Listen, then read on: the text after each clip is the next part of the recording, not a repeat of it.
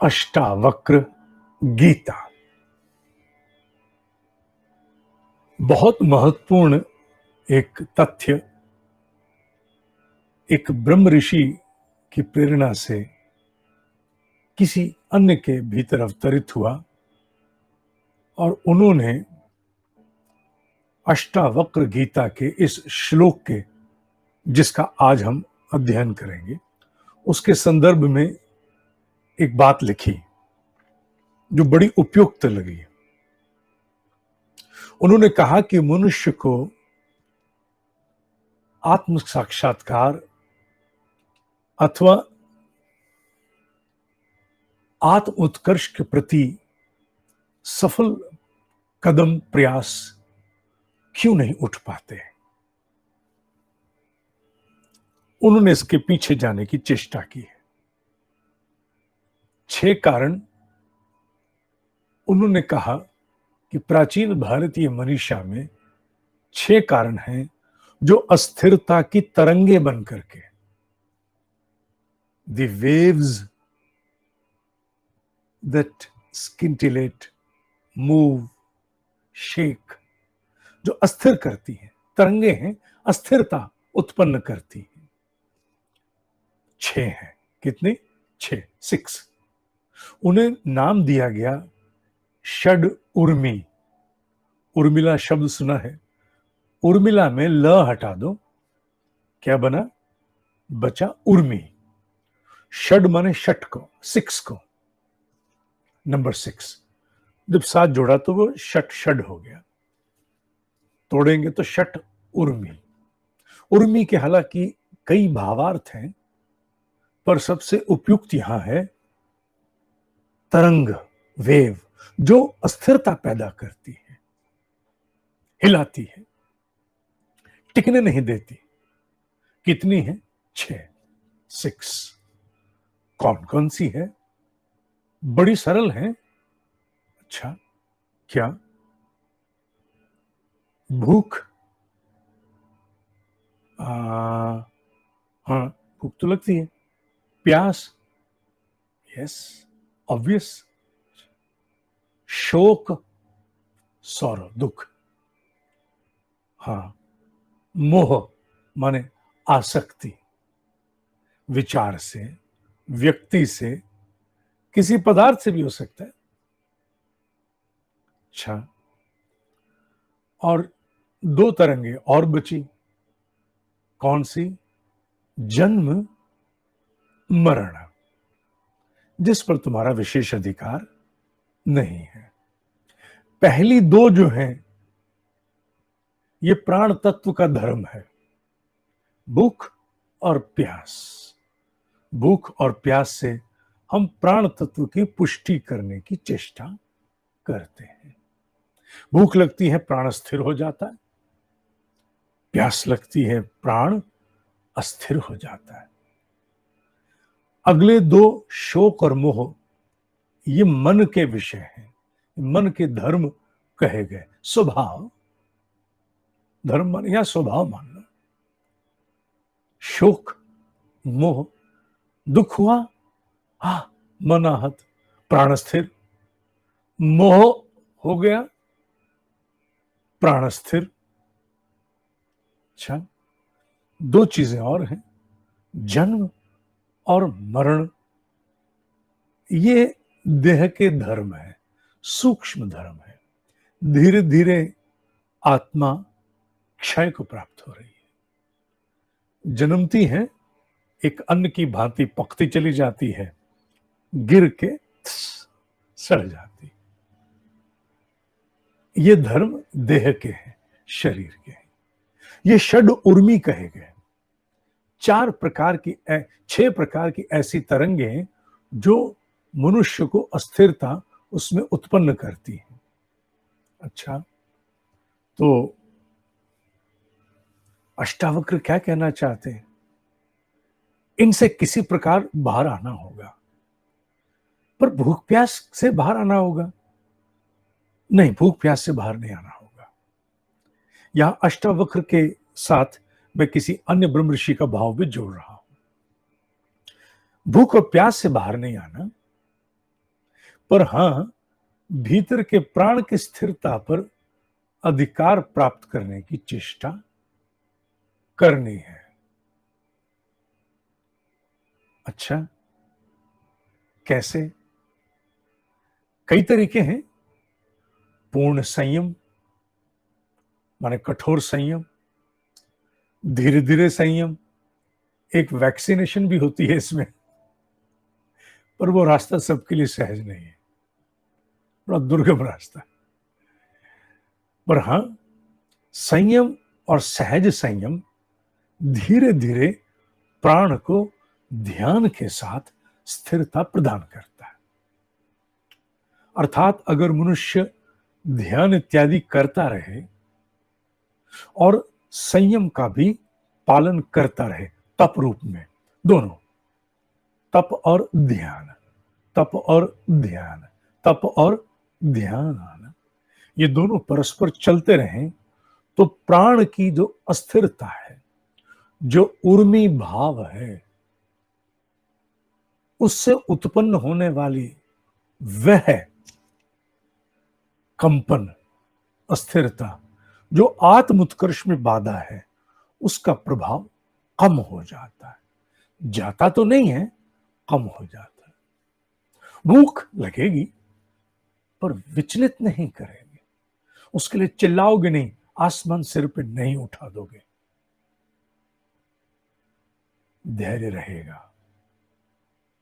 प्यास लगेगी पर उसके अभाव में छिन्न भिन्न नहीं हो जाओगे, लुंज पुंज नहीं हो जाओगे। धैर्य तुम्हारे शरीर अस्तित्व को बटोरे रहेगा। परिस्थितियां आने पर शोक होगा, पर तुम इतने विहल नहीं हो जाओगे कि टूट के ही बिखर जाओ।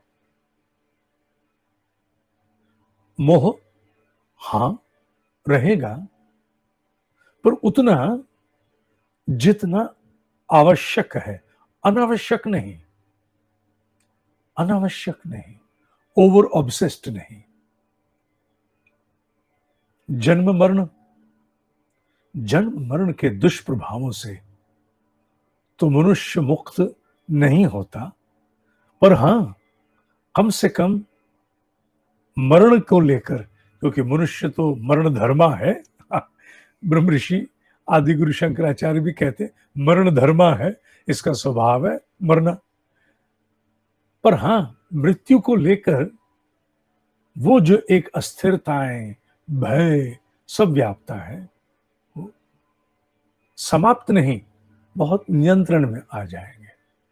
जब ये सारे उर्मी नियंत्रण में आएंगे, समाप्त नहीं होंगे, ये याद रखना। नियंत्रण में आएंगे तो क्या होगा?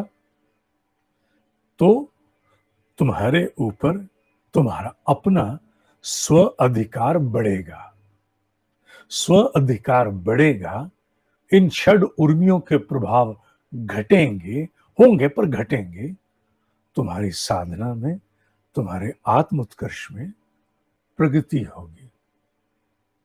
अभी क्या है? अभी तंबू लगाए जाते हैं, साज सज्जा झालर लगाई जाती है, बड़े आनंद से कार्यक्रम का आयोजन रचा जाता है। ध्यान में आ हा अद्भुत अनुभूति, शांति, बस जीवन का सुख मिल गया। एक दिन एक परिस्थिति स्थिति बन के आती है, चाहे वो कहीं से आए, कोई रूप लेके आए, ऐसा तूफान बन के आती है, तंबू कहां गए, बंबू तंबू सब उखड़ जाते,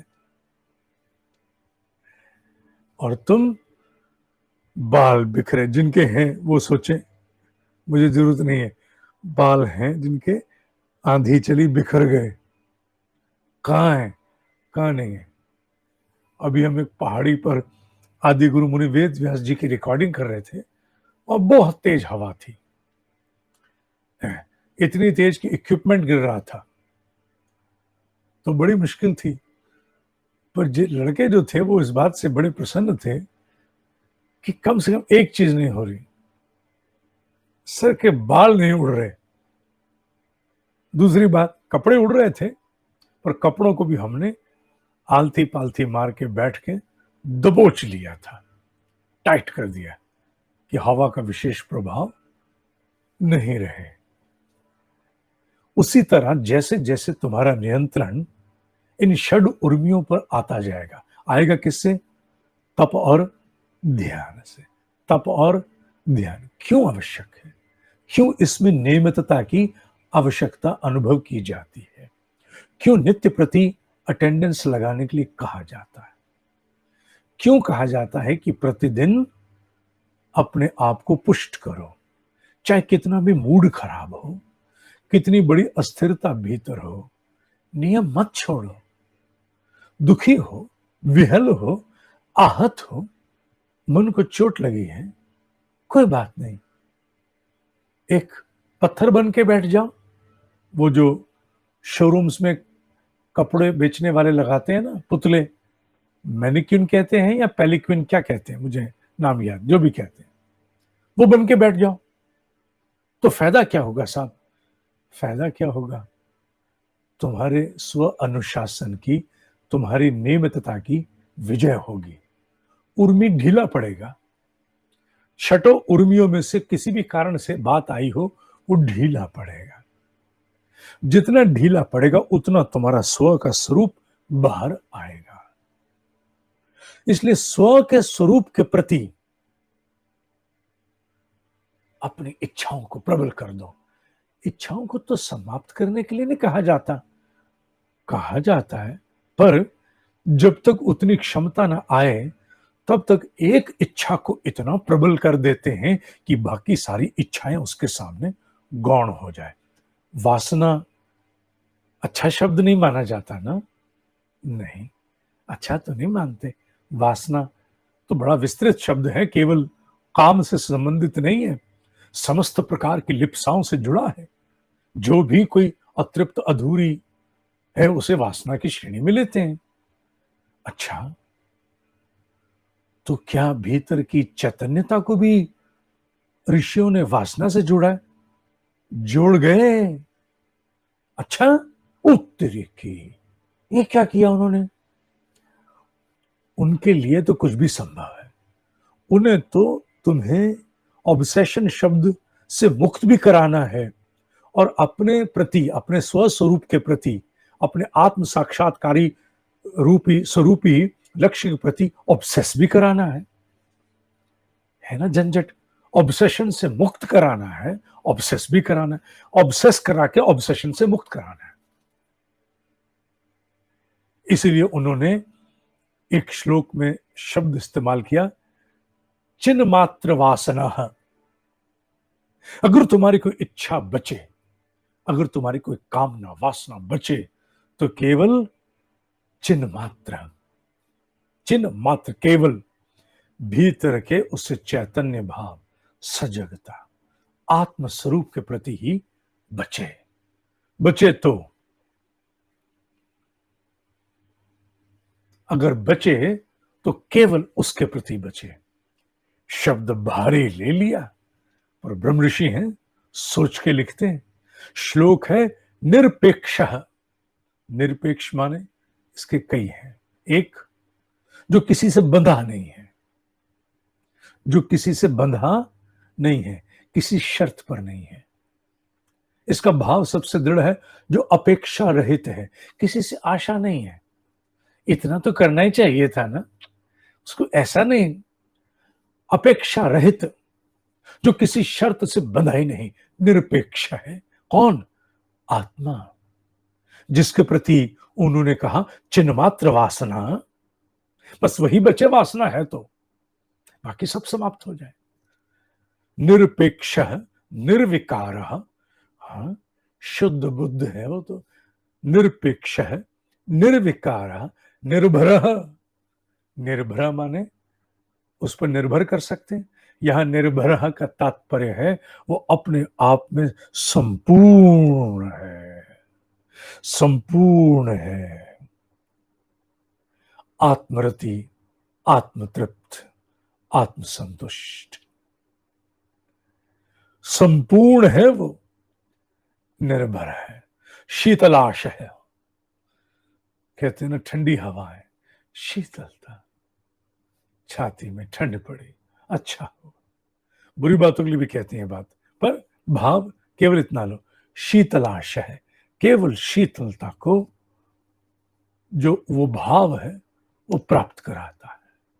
जब उसका स्वस्वरूप, उसकी निकटता मिलती है, उसका साक्षात्कार जब भी होगा, पर निकटता मात्र से ही एक शीतलता, एक शांति आती है। निरपेक्ष है, निर्विकार है, निर्भर है, शीतलाशय, अगाध बुद्धि, उसमें इतनी समझ, इतनी जानकारी है, उससे कुछ छूटा ही नहीं है। It knows all, it is everywhere, it knows all, सब पता है। अगाध बुद्धि, ये उसके गुण कहे गए हैं। योगियों ने अनेक स्वरूप में उसके गुण का गायन किया, ये भी एक स्वरूप है, बड़ा सुंदर स्वरूप है आत्म तत्व के प्रति गायन करने का। निरपेक्ष है, निर्विकार, निर्भर, शीतलाशय, अगाध बुद्धि, अक्षुब्ध, अक्षुब्ध, उसे किसी प्रकार का कोई क्षोभ नहीं है, अभाव, अज्ञान, अशक्ति से दूर है, कोई उसे क्षोभ नहीं, क्षुब्ध नहीं, अक्षुब्ध है वो पूरी तरह, आत्मतृप्त, पूर्णतः कुछ नहीं जो उसको बॉदर करे। भव चिन्ह मात्र वासना, बस साधक केवल उसी प्रकाश को, उसी आत्म स्वरूप को ही अपनी इच्छा बना, उसके प्रति कर्म कर, उसे मनसा वाचा कर्मणा में बिठा, उसके प्रति निष्ठा वाला हो जा। निरपेक्ष है, निर्विकार है, निर्भर है, शीतलाशय, अगाध बुद्धि, अक्षुब्ध, भव चिन्ह मात्र वासना। कितने अलग अलग प्रकार से उस प्राचीन काल के ब्रह्म ऋषियों ने अपने मनीषा के द्वारा एक सत्य को कितने सौंदर्य से अभिव्यक्त किया। एको सत्य विप्र बहुधा वदंती, पर जितनी बार भी रिकॉल करें, रिमाइंड करें, उतनी बार जन्मों से आई लिप्साओं को सहेजने में सहायता तो मिलती है। भले वो यकायक ना भी जाएं, पर सहायता मिलती है, ईमानदारी से कहा है। कर्म योग का प्रशिक्षण हम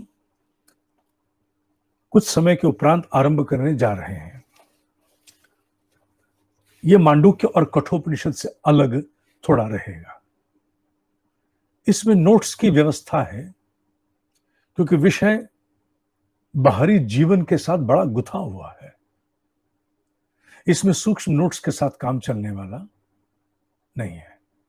इसलिए इसमें जहां नोट्स विस्तृत रूप से आएंगे, वहां अध्यापक उसके लिए पुस्तक की भांति अपने श्रम पुरुषार्थ की राशि लेगा। लगभग 43 श्लोक हैं, जिन्हें हम चेष्टा करेंगे, चेष्टा रहेगी कि लगभग, हालांकि इस विषय को मैंने अनेकों बार पढ़ाया है, कई बार यूं यूं यूं करके पढ़ाया, कई बार विस्तार में पढ़ाया, पर इसके भीतर हमेशा ही कुछ नयापन, एक बहुत भिन्नता पढ़ाते समय मुझे अनुभव होती है। हर बार कुछ भिन्न हो जाता है। अतः लगभग आप मान लीजिए 35 से 40 कक्षाएं होंगी।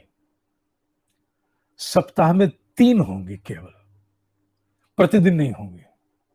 प्रति सप्ताह 3 कक्षाएं, फ्राइडे, सैटरडे, संडे, 3 कक्षाएं। 3 कक्षाएं होंगी और लगभग इन 3 कक्षाओं के इकट्ठे नोट्स आपको प्राप्त होंगे। तो 3-3 करके 12 या 13 नोट्स आएंगे जिनमें प्रत्येक नोट्स का अलग शुल्क देना होगा, डाक खर्च सहित। अतः उसको ई नोट्स के रूप में भी ले सकते हैं। जिन्हें इसका आवेदन देना है वो लोग info@dineshji.com ईमेल पर कर्म योगा लिख करके आवेदन दे दें और प्रतीक्षा करें जब मैं इसकी घोषणा करूं। पर अभी थोड़ा सा समय लगेगा, क्योंकि इसके विषय में भी बहुत लोगों ने प्रश्न किए हैं, तो निदान देना आवश्यक हो रहा था। कई बार बीच बीच में मेल्स आती चली जाती हैं। आज के लिए इतना ही। समुन्नत साधना में आवश्यकता समझते हुए कुछ परिवर्तन किया गया है। ओम शांति शांति शांति। ओम ही सत्य है, ओम ही सत्य है, ओम ही सत्य है।